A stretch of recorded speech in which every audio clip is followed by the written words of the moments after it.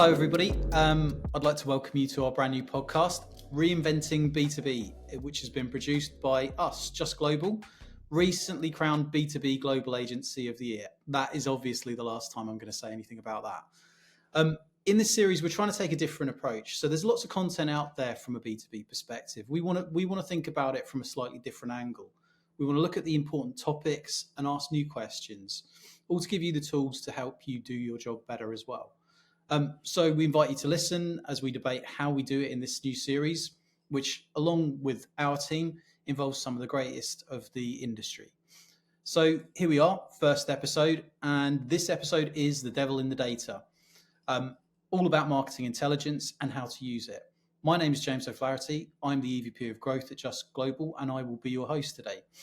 So today we're talking about an exclusive new report which has been done by our brilliant partners at Bombora into a very set customer profile. We'll be dissecting the data, we'll be looking at different ways to take action on this insight, best practices you might not have thought of when it comes to some marketing intelligence ideas, and also how to think differently with your teams in this area. One of the things, without talking too much to the data, that I think is really interesting today, it is data about you. It's about B2B marketers, what you're looking at, what the trends are, what your competitors are probably doing as well. So we think this is going to be a really valuable session. So I'm really pleased to be joined today by the wonderful Hsiaolei Miller, who is SVP of Customer Success and Insights at Bombora, as well as our SVP of Strategy at Just Global, Marcus Hiles. Before we get started, I'd like to say hi to you both. Hi, Hsiaolei. So great to have you here. You're in Oregon. Tell us all about your week and how everything's going for you. Yeah, thank you. Thank you so much for having me on. I'm excited that we're calling data devil, but it's fine because I do live and breathe in it. I do think it is it's sort of the thing that everybody needs the most. But yeah, so my week is going great. I'm in Oregon, which for 7 months of the year is overcast and sort of sad and gloomy. So I'm excited to be inside with folks that, across the pond probably are experiencing similar weather.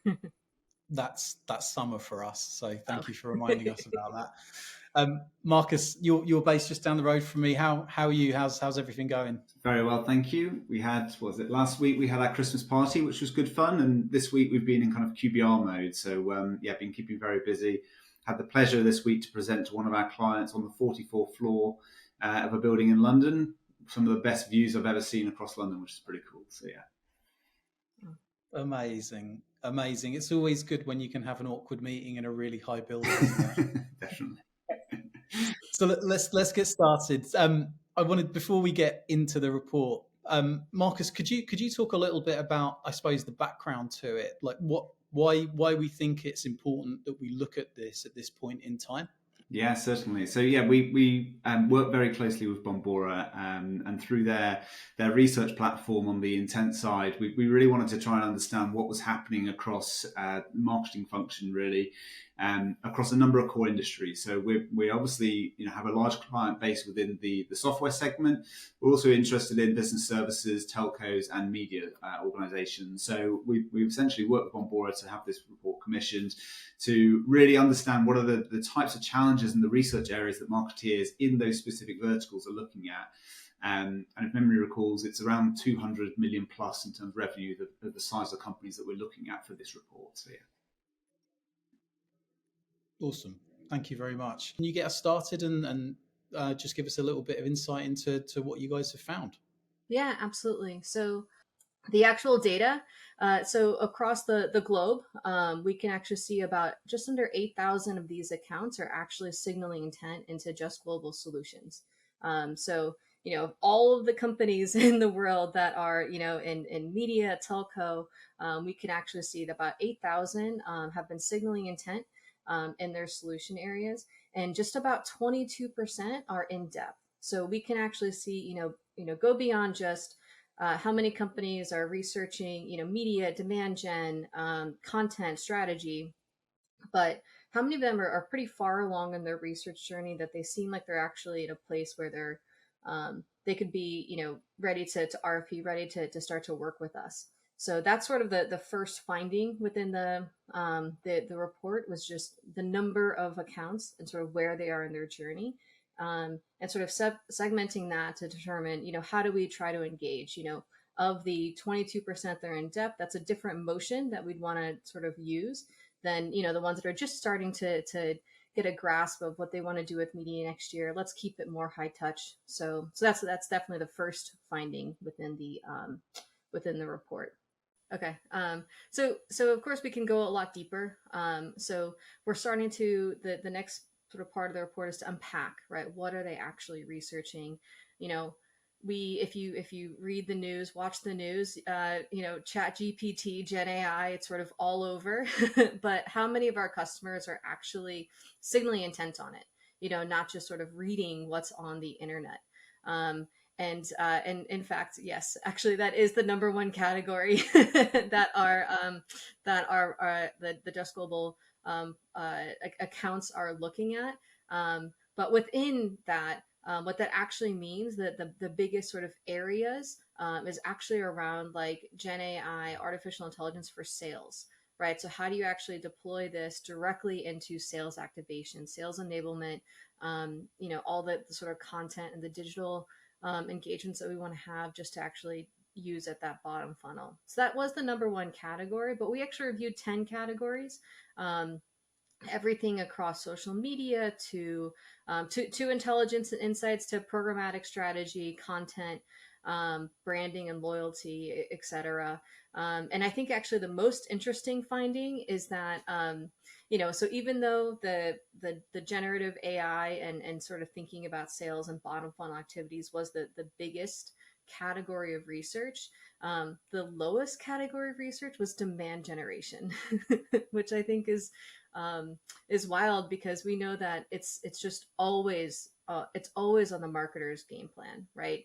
There's no marketer that's like, no, I only want top of funnel, like, let's just do branding, I don't care.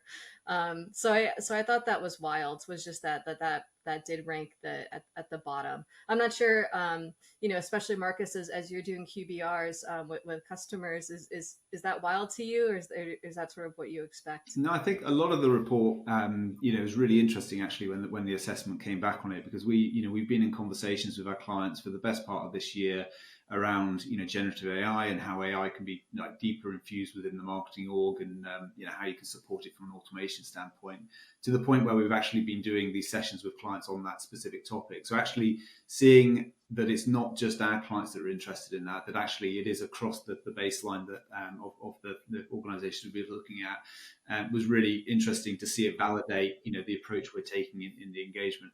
I mean, part of the reason we've kind of commissioned the report was to explain or understand what these organizations are looking at from a marketing standpoint, to help us better understand our audience.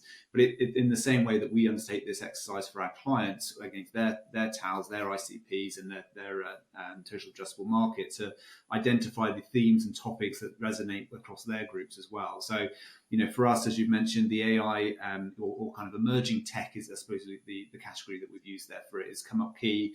Other areas which are really interesting, content development is still a really important one for marketeers, as well as the strategy and the intelligence behind it too. So how platforms like your own one, the Bombora platform, can be used to underpin the content strategies, account strategies in terms of who to target, is really pivotal. But I think it's been really fascinating to see that a lot of the trends that we're seeing coming out of this research do hit on what we've been talking to our clients about, and actually it's kind of allows us to actually see some of those individual technologies riding through, whether it's the AI note takers or the chat GPTs coming through, and how they can be used for research and things like that, really. So it's fascinating. I was thinking just in terms of demand generation being lower down the list of priorities, I think that is a reflection of a little bit of a maturity in B2B. And we talk about connected experiences and how everything is a touch point and everything is an opportunity to grow your brand, sell your business, etc., etc.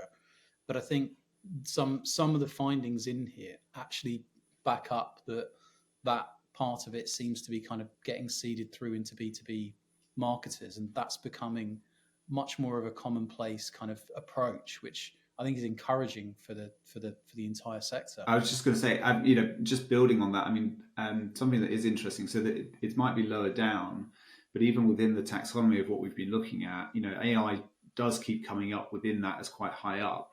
There are a lot of vendors diversifying into how they can improve their demand generation programs with pairing AI technology on that as well. So they're getting smarter in terms of the way they're crafting their message for marketeers, and how they can get kind of richer insights in their audiences, and hopefully more targeted programs running as well. So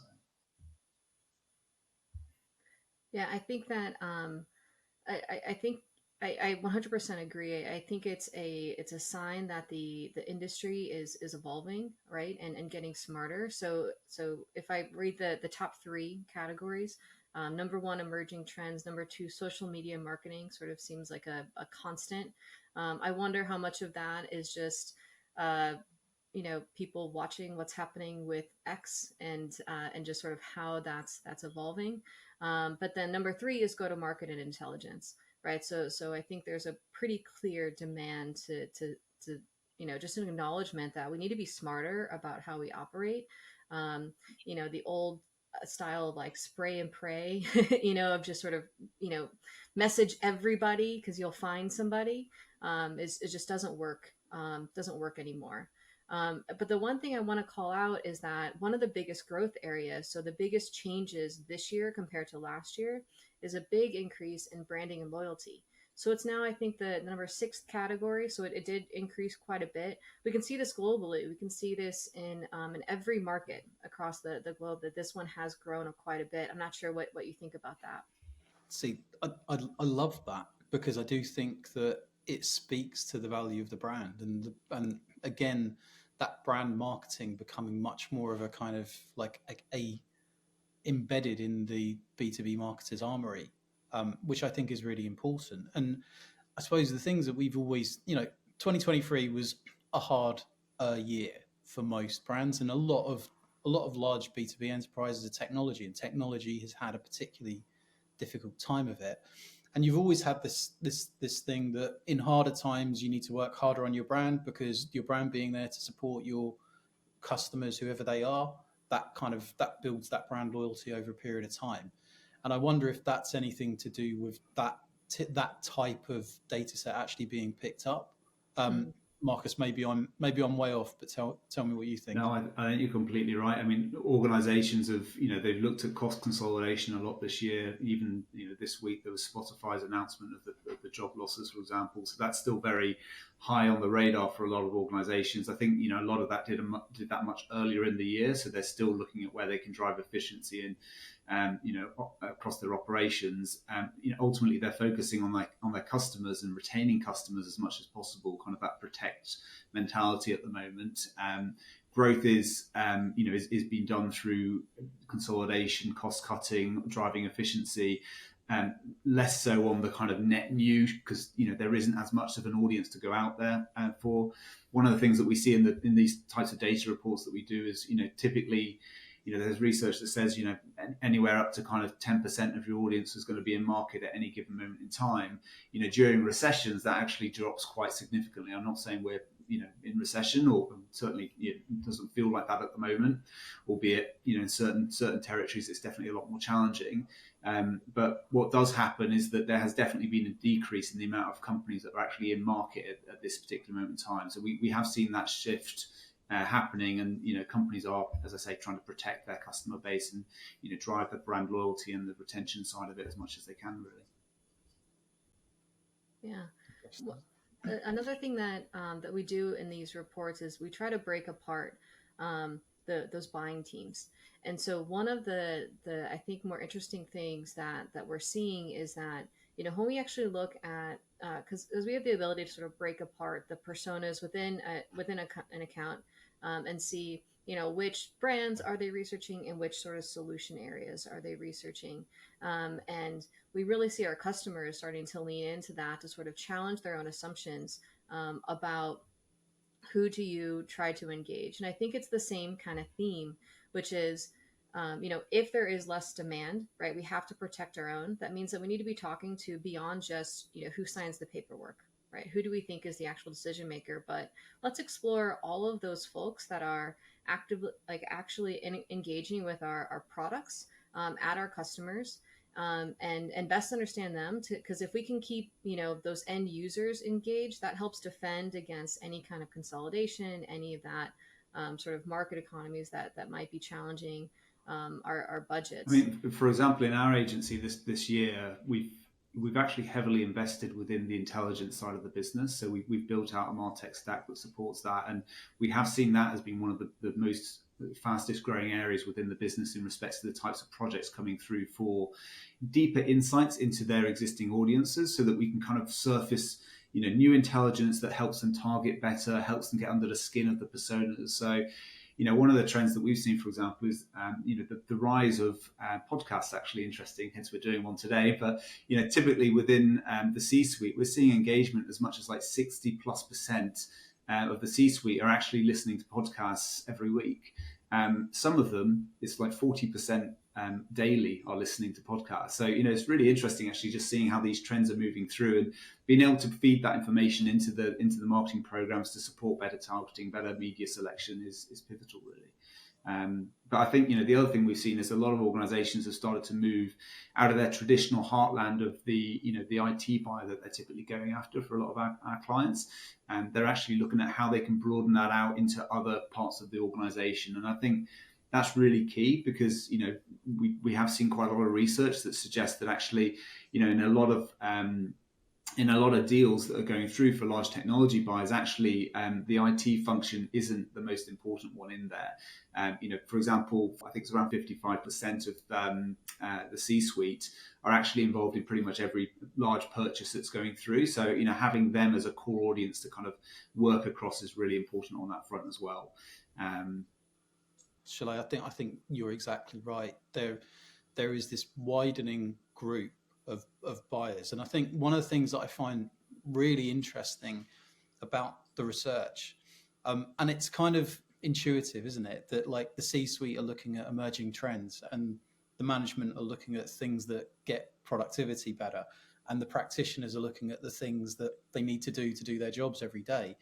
And I suppose it's obvious, but at the same time, there are kind of little things in there that really do speak to the nuances. And when you're thinking about communicating with these different audiences, and obviously this is very much a marketing audience that we're looking at here, and the different kinds of things that are going on across those groups in each of these different businesses, it really does speak to that requirement to understand at every kind of stage of a buying journey, in every kind of buying unit within the larger decision-making unit in these businesses. Just to give out the actual numbers, in the research, across every single solution category, right? So the personas that are researching content creative, demand gen, search, customer experience, it's still 40% are not in management that are actually doing this research, right? Those are your end users. They're they're actively engaged in how to leverage the Gen AI. They're actively engaged in sort of focusing on that brand loyalty. They're part of that experience if you actually want to sell, to market, to drive adoption, and we can also see some differences, right? So like you were starting to say, James,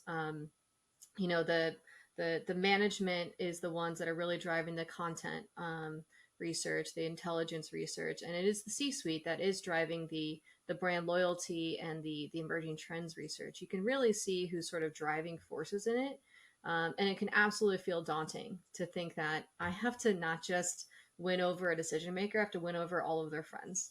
But I think that's what the opportunity is with AI and technology today, is that we can make this research and make it apply to every part, right?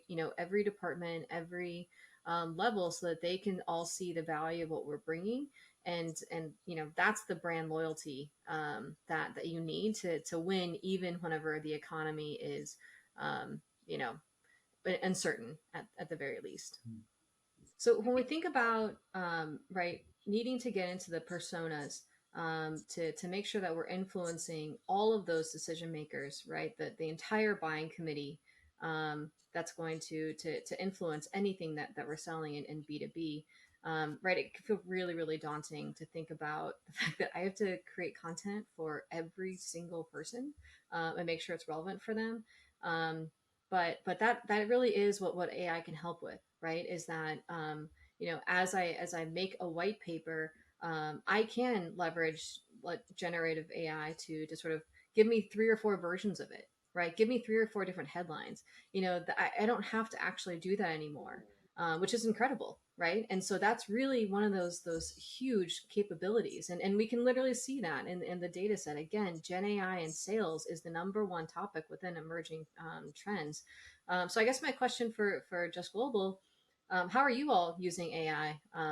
Are you doing it the same way? Like, is it just me that's trying to cheat the system to not have to write so much? Big topic within our agency at the moment. Yeah, so we've got a whole host of different initiatives ongoing at the moment.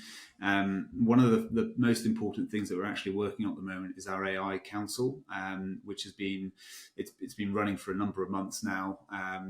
It's basically its core responsibility is to build the foundational layer within the agency. So we have been building out roadmaps. We've got everyone involved from an IT perspective, from a legal counsel perspective, operations, and the role of the council really is to set up the governance structure that the rest of the agency can then use when it comes to putting AI into the roadmaps within each of the lines of business and operational teams, essentially. So, really big piece. We've actually been using, some of the newer generative components in some specific examples. So we've been using them within ideation. We've been using them in some of the research activity. I think the thing that's really important with a lot of this is that, sometimes it does like to hallucinate and give you data that can't be validated. And like the human intelligence side of it is even more important than the AI side of it, because you've got to vet the work that those platforms are doing. Is it infringing on copyright? Is it making, things up essentially? Can you actually source the materials that they're quoting and things like that? So we spend a lot of time on that front, but there are definitely time savings with it, and it's just amazing how quickly that technology is moving, to be honest with you. So Completely. I think I've learned through the course of the year to use it less, but use it more in specific areas. So there was a time this year where basically, if there wasn't a typo or grammatical error on my email, I hadn't written it. And now I'm starting to kind of to figure it out a little bit. I'd still call myself quite an early adopter, to be honest with you. But seeing what some of the team are doing with it is just really, really unbelievable how quickly it's become normal.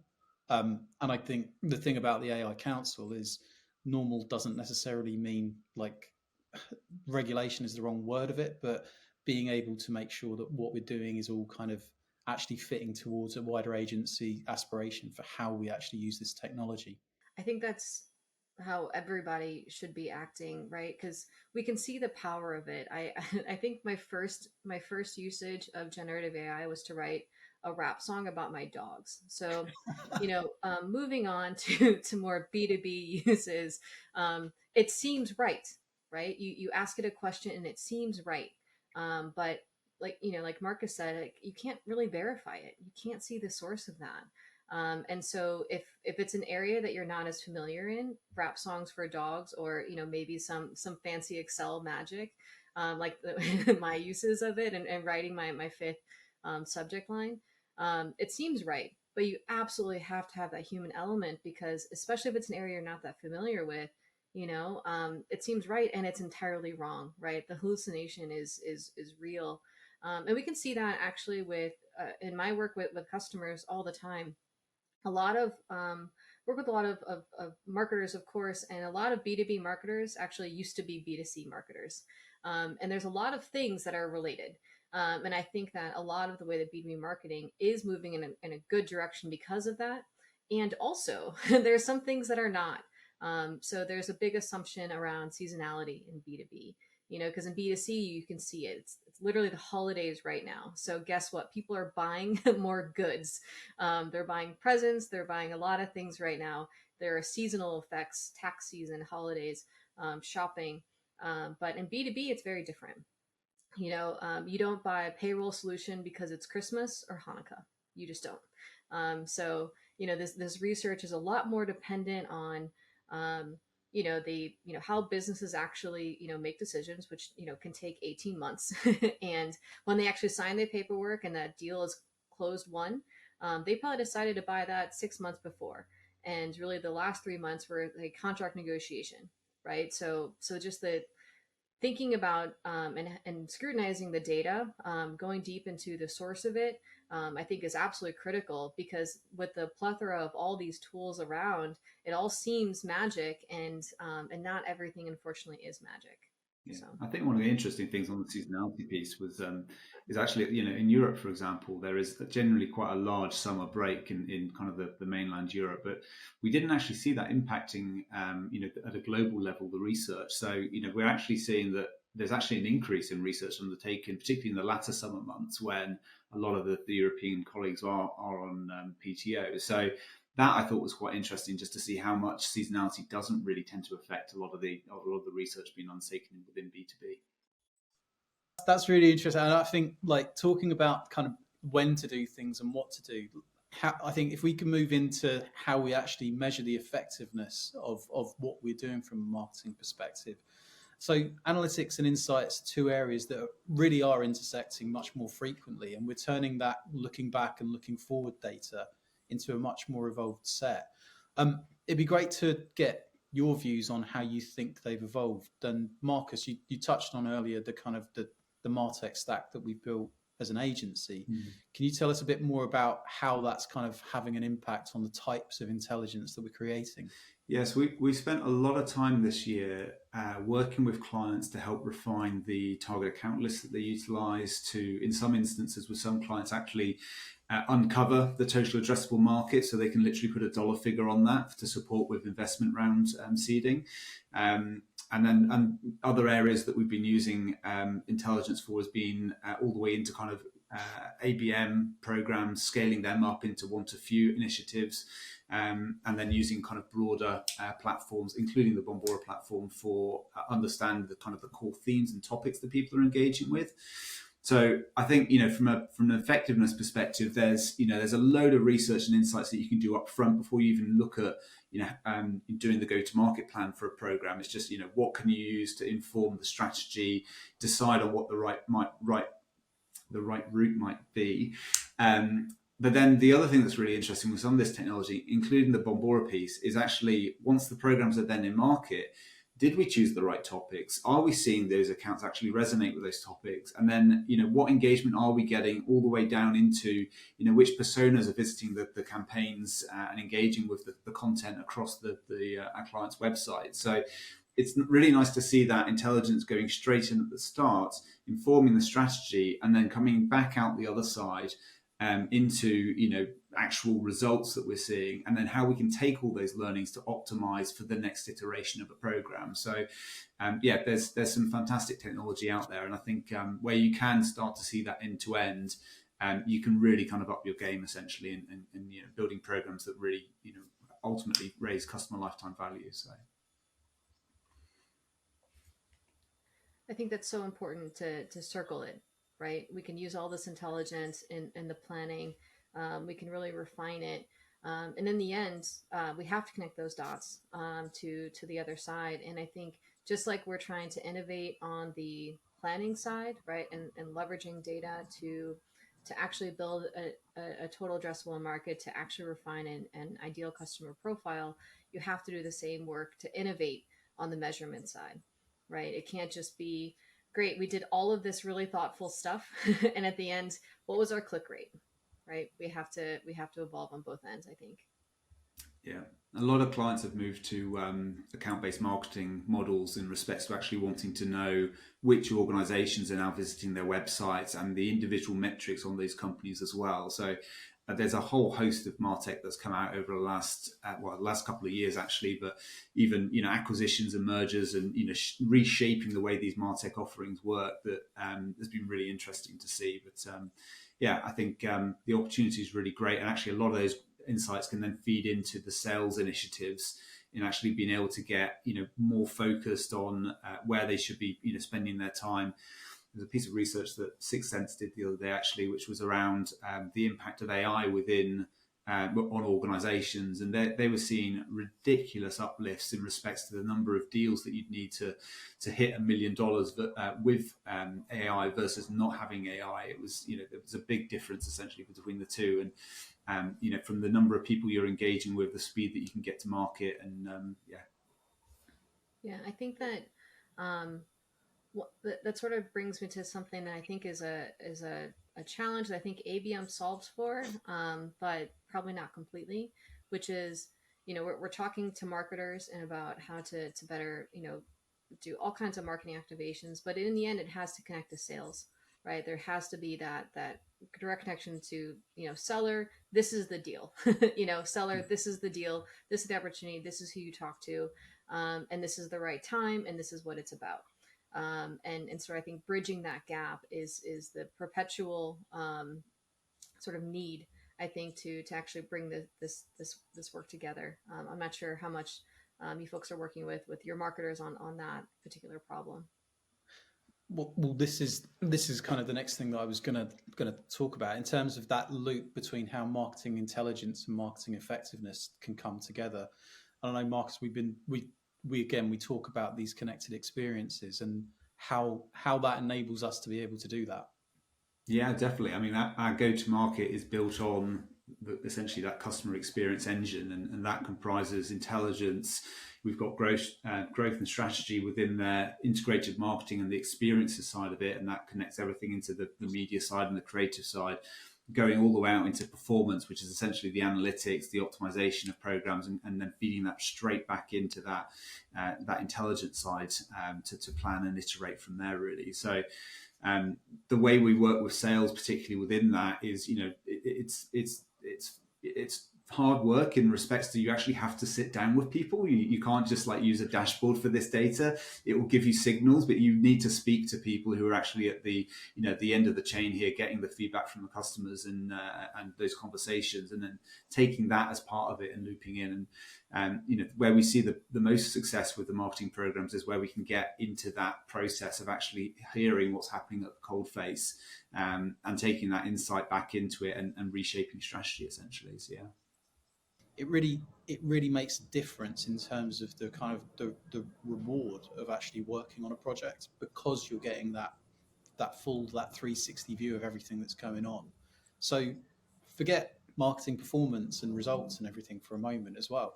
Just from a kind of a factor of how do I make my job more interesting, bringing all of these people into the conversation, it just changes the dynamic entirely, and it gives us so much more that we weren't getting previously, like 5-10 years ago. If I compare it to where we are now, totally different. I wanted to move it into how we actually put this into practice. So the insights and the data that you provided is so powerful from a kind of a view of where we are. Hsiaolei, how do you ensure adoption around those things that you leverage this information? How do you tell that story? Yeah. I mean, on one hand, you have to make it easy, right? Because you are talking to, we are talking to the entire go-to-market teams, right? So we can't just have a conversation about media tactics. We can't just have a conversation about sales enablement. We have to talk to everybody. We have to get them to understand that data. So the onus is on us as a data company to make it so they can understand on it, they can act on it, and to make those insights easy, right? When you see this, it means this, right? Which sometimes it means putting context around numbers, right? Hey, 20% growth. Okay, is that good? I don't know. 20% growth is good, and it means do this, right? That's the sort of steps we have to take to get this data adopted. But once it is, it does become something that takes hold, right? And our challenge is really just to get that first win, because then everyone's like, they're in it, they're doing their own findings. They're spending all of their time sort of finding all of these prospects, all of these opportunities to engage with their customers. But it is about finding that first one, getting them to understand what a number means. Don't be afraid of a number. Don't be afraid of a pivot table where I mask it into something colorful. But once they do, generally they're hooked. You have to sort of make it easy for everybody to interpret, and then to make it easy to know exactly what step to take. So that's really one of our big focuses. It's the data when we work with stories, isn't it? customers. Trying to make sure that it's not just numbers on a page. It's actually, what is it telling you, and what is the key finding, and what are we going to do about it, essentially, isn't it? So Absolutely. Yeah. But once they have that aha moment, it's incredible. I'm very, very fortunate in my role to be able to see that quite often. But you have to get there. Otherwise it's just, it's just another report. So There's also there's a line that I saw, I think it was in the research actually, that I just love, which is the importance of slowing down and letting intelligence mature. I wondered if you could talk to that a little bit, because I think that's such a good way to put how to read data in a slightly different way. yeah, I think it's, if we can go back to like I made up this 20% number, but hey, this thing happened and it was 20% growth. Um, Left to your own devices without a better understanding, you could think that's incredible, right? 20% more, and I think that's one of those challenges. So um, it, and this is part of the how we all need to, unfortunately, we all need to evolve, because there is so much more data, right? There is so many parts where if you just look really narrowly, you'll see 20% more. But you need to step back and sort of understand the big picture and what that really means. So I feel like that's sort of what the job is today, especially in a world where there's so much AI and technology out there. There's so much data that can be leveraged, is to understand context, to make sure that we're not like just jumping into a trend, right? Last year, I think probably all of us, after you make the Gen AI rap video about your dog, you're like, our jobs are gone. But you need to take a minute and sort of see how these things play out. You need to understand the full context of them. And unfortunately, you can't always tell that on day one. And I think that kind of extending onto that as well. I'm trying to get past the dog, but I just love it. Like moving on from that as well, Marcus, like, I guess like just how things are, the landscape today, it also kind of demands of businesses that they have to take this type of approach on. yes, definitely. I think to Sinead's point, context is king, essentially. So understanding where you are, where you need to get to, and try and dive into the depths of that data to make sure you are looking at the right points within it. I think where we are in the global economy right now, and everything kind of slowing down to a certain amount, organizations really need to look at their investments to make sure they're getting the most out of them, and that's one side of it. The other component is, within marketing programs, there's increased CFO scrutiny to, regarding investments, but also getting the most out of the marketing efforts that are being put through. So using the data, getting the right data stories pulled together, making sure you're not, trying to present the whole package and you're just drilling down into the bits that you need to, like the areas to focus on, I think is really important at this particular moment, especially as you build your business case to then go back into the business for, funding into next year. Completely. Guys, look, I think that's where we need to wrap it up. Marcus, thanks very much. And Hsiaolei, thank you so much for all the work that went into the research and the insights from today as well. Really, really valuable. And we'll be making sure that we make that research available. So if you go into the insights section of our site, you can see it for yourself. But yeah, thank you very much, guys. I'm going to go off and watch a dog rapping from an AI script, which is exactly how I want to spend every day. Absolutely. Thank you so much for having me. Yeah, thank you. You've all been incredible partners. This conversation was really fun. So thank you. Pleasure. Thank you. We'll be back in a few weeks. Our next episode is about B2B marketing in a creative sense. How can we be more creative? What can we do to change and challenge things up? We've got some brilliant people coming from internally in the business, but we've also got some great guests coming as well. So look forward to seeing you. Thanks very much.